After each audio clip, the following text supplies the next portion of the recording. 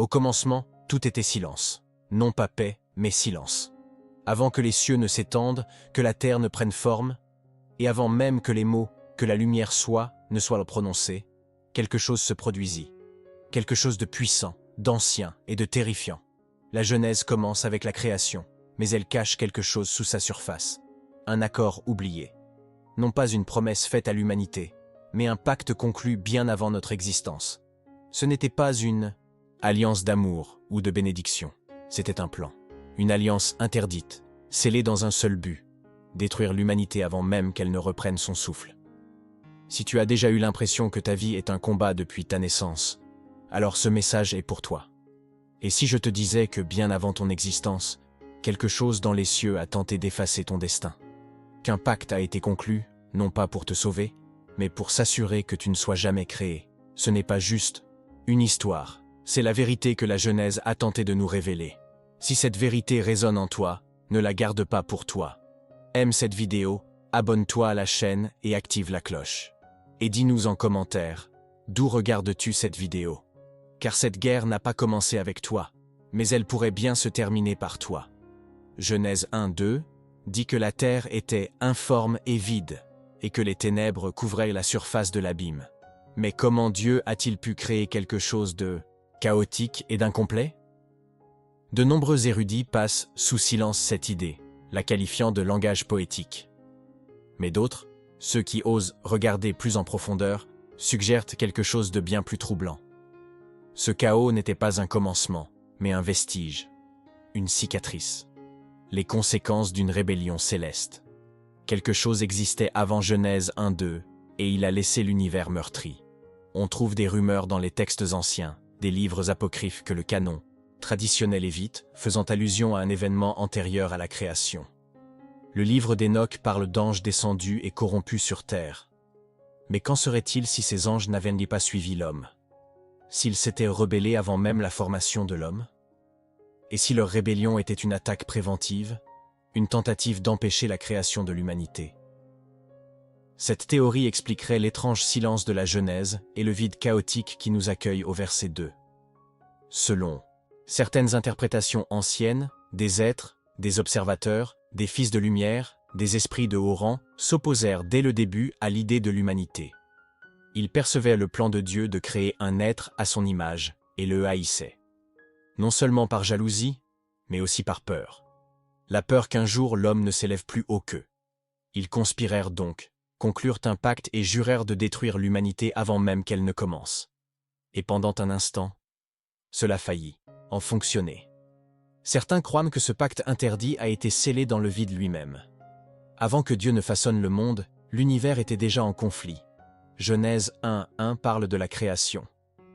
Au commencement, Dieu créa les cieux et la terre, mais le verset suivant plonge dans le désordre. Ténèbres. Les eaux recouvrent tout. Aucune forme, aucune lumière. La question est, que s'est-il passé entre le verset 1 et le verset 2? Pourquoi Dieu aurait-il créé quelque chose de sans vie, plongé dans le chaos? À moins que quelque chose n'ait déjà terriblement mal tourné. Le livre des Jubilés, souvent oublié dans les Bibles modernes, laisse entendre qu'avant Adam, des missions célestes avaient été confiées aux anges, des rôles confiés à la création. Mais tous n'acceptèrent pas leur rôle. Un groupe rejeta le plan et, dans son orgueil, conclut un pacte de résistance. Ces êtres n'étaient pas encore déchus. Ils occupaient encore un rang dans l'ordre céleste. Et leur résistance n'était pas bruyante. Elle était stratégique. Ils ne crièrent pas contre Dieu. Ils signèrent quelque chose. Un accord spirituel, contraignant, ancien et dangereux. Cette alliance n'était pas conclue avec Dieu. Elle était contre lui. Ce n'était pas une rébellion guerrière. C'était légal. C'est ce qui la rendait si dangereuse. Ces êtres utilisèrent leur autorité, leur position dans le royaume divin, pour monter un dossier contre l'humanité. Ils affirmèrent que l'homme échouerait, que sa création entraînerait la corruption dans les cieux. Et dans leur pacte, ils acceptèrent d'intervenir avant même que l'humanité n'ait pu ouvrir les yeux. Il ne s'agissait pas d'une rébellion par la force, mais d'une rébellion par l'ordre. Ainsi, lorsque Dieu dit « que la lumière soit », il ne fait pas que commencer la création. Il interrompt quelque chose. Il perce les ténèbres laissées par ce pacte. La lumière n'était pas seulement physique, c'était une déclaration, un renversement, une confrontation. Dieu avançait avec l'humanité, malgré le pacte qui tentait de l'effacer. C'est pourquoi la terre était informe et vide, parce qu'une guerre venait de se dérouler. Une guerre menée non pas avec des armes, mais avec des intentions et des serments faits en secret. Lorsqu'Adam fut enfin formé, il entra dans un monde qui n'était pas vierge. Il n'était pas intact. Il était chargé d'histoire, de tensions et de cicatrices. Il fut placé dans un jardin, certes, mais ce jardin était entouré des échos, de ce qui avait failli se produire. Le sol lui-même possédait une mémoire.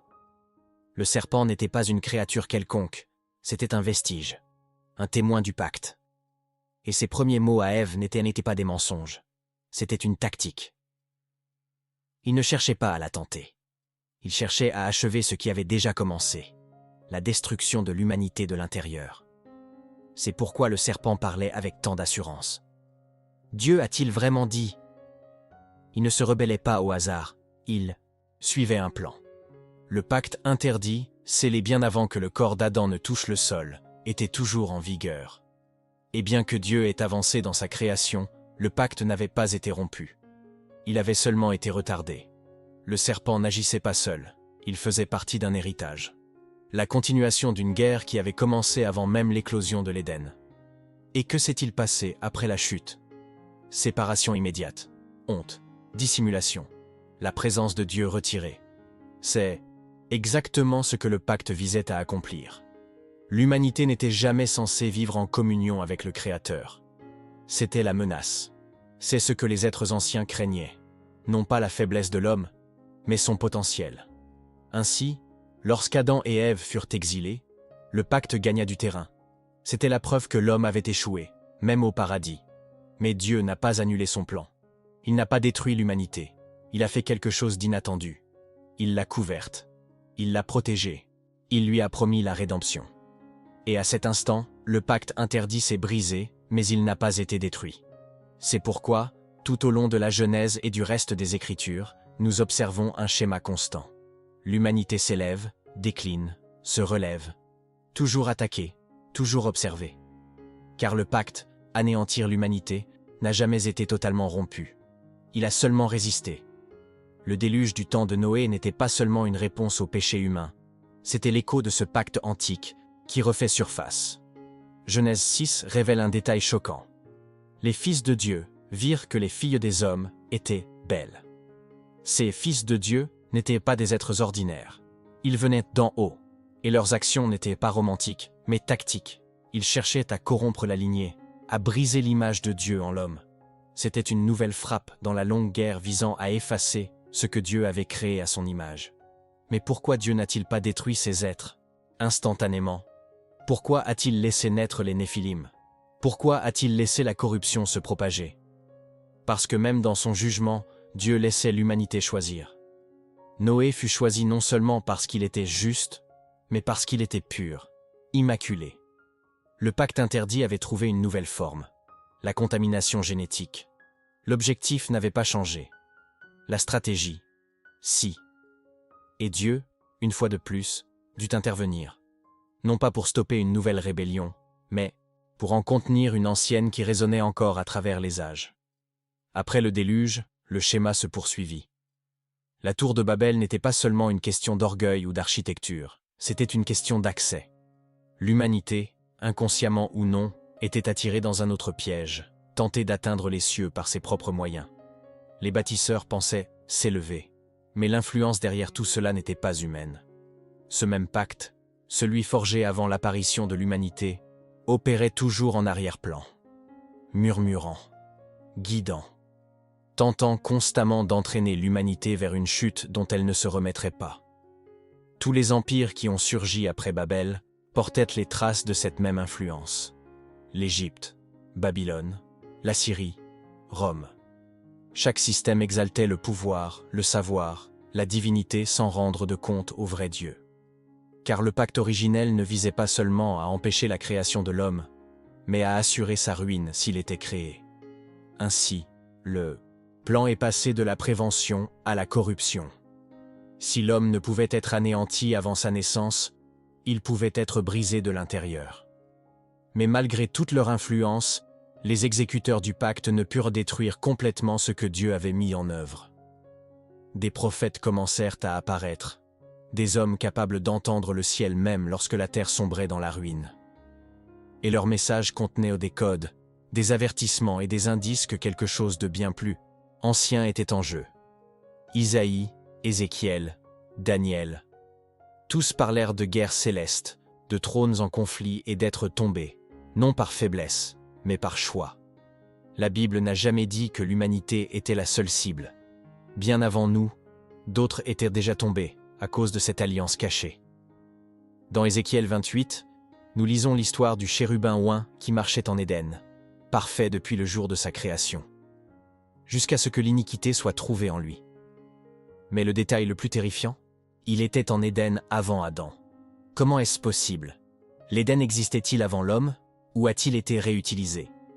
Cela suggère que l'Éden était plus qu'un paradis physique.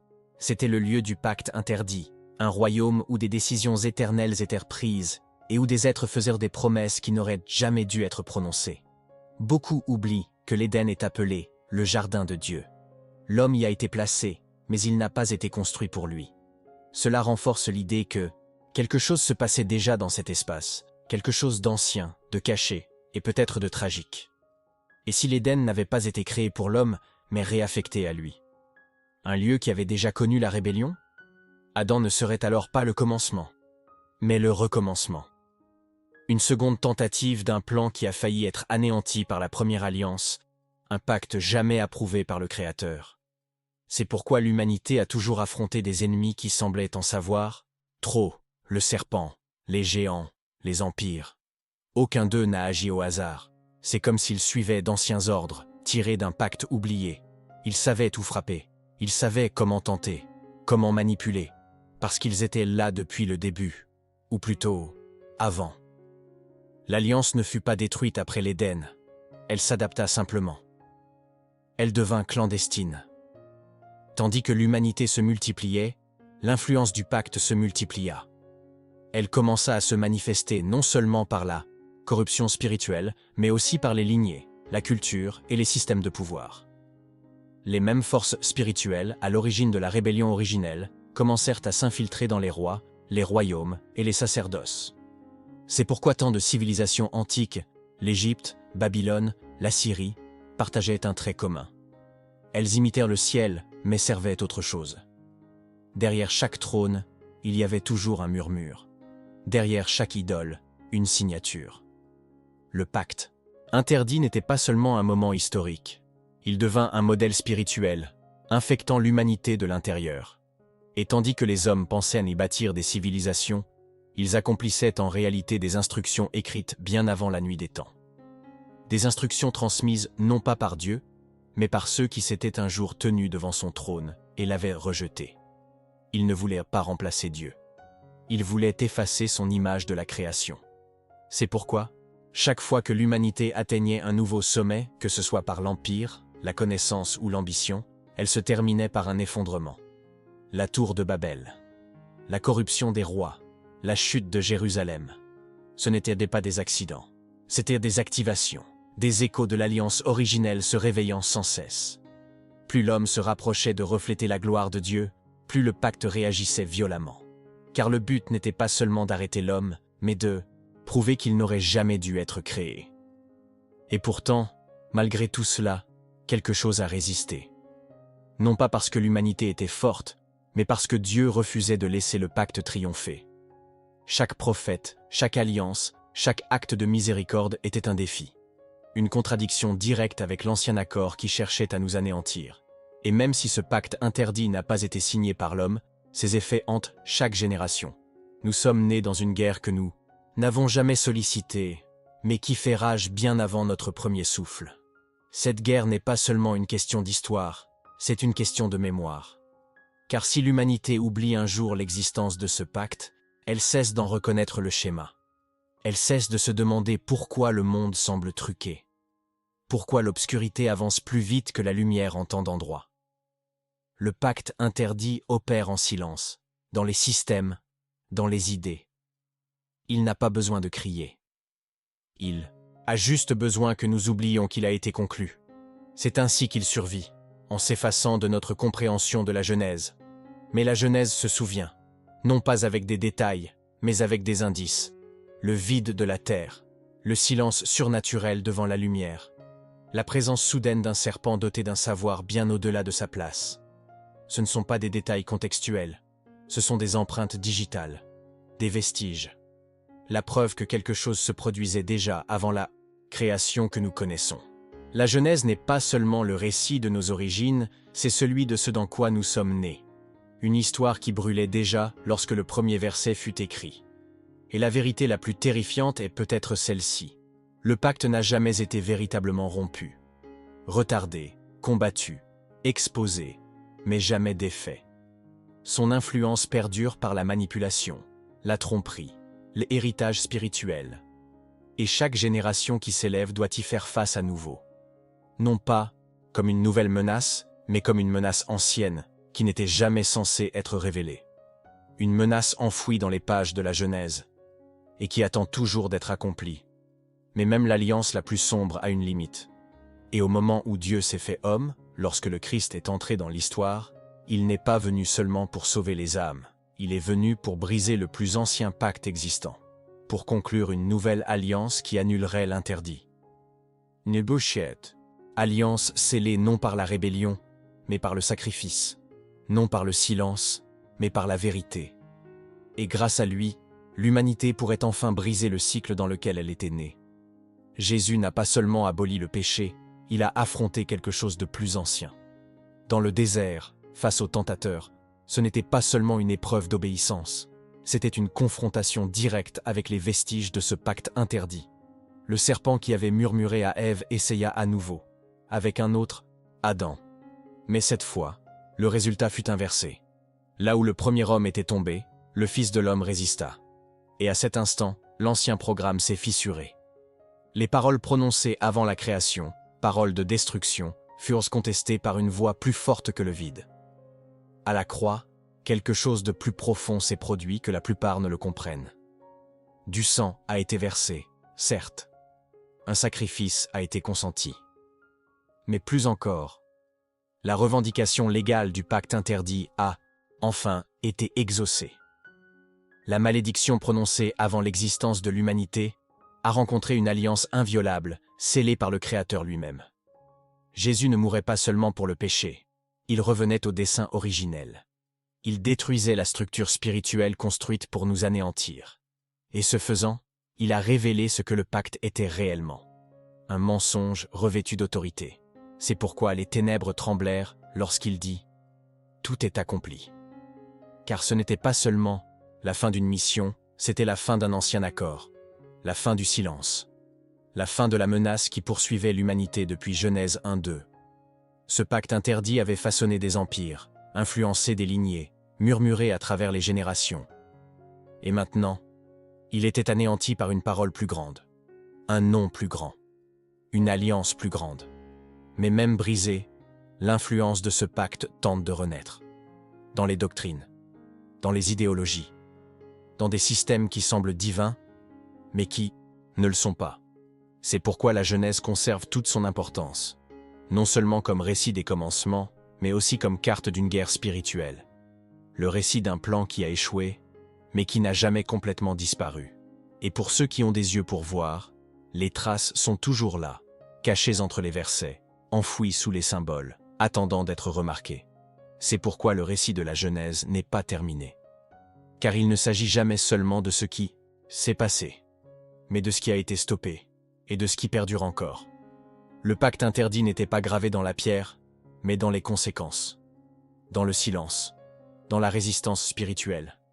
Et même maintenant, il s'adapte. Il se cache sous la théologie, se déguise en raisonnement humain et se présente comme une lumière. Mais sa véritable mission n'a jamais changé. Faire oublier à l'humanité ce qu'elle était censée être. Ce que révèle la Genèse n'est pas seulement l'origine de l'homme, mais aussi celle de son opposition. Une guerre plus ancienne qu'Adam, une trahison plus ancienne que le temps, et une alliance, obscure, puissante et non autorisée, qui a osé interférer avec le dessein divin.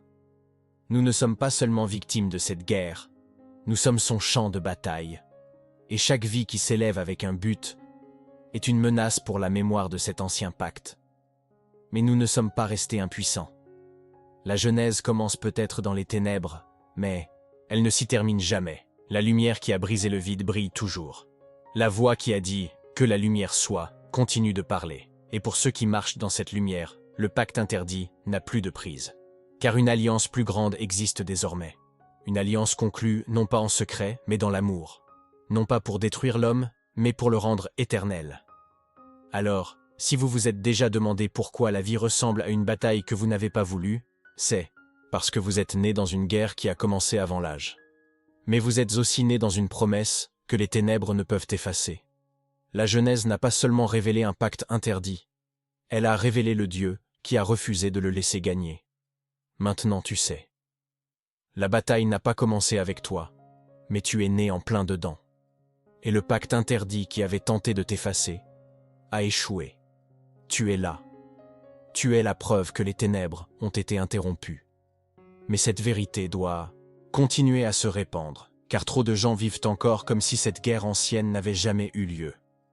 Si ce message a ouvert tes yeux, ne pars pas sans t'abonner. Aime la vidéo, partage-la avec quelqu'un qui a besoin de l'entendre, et dis-nous en commentaire depuis quel pays tu regardes.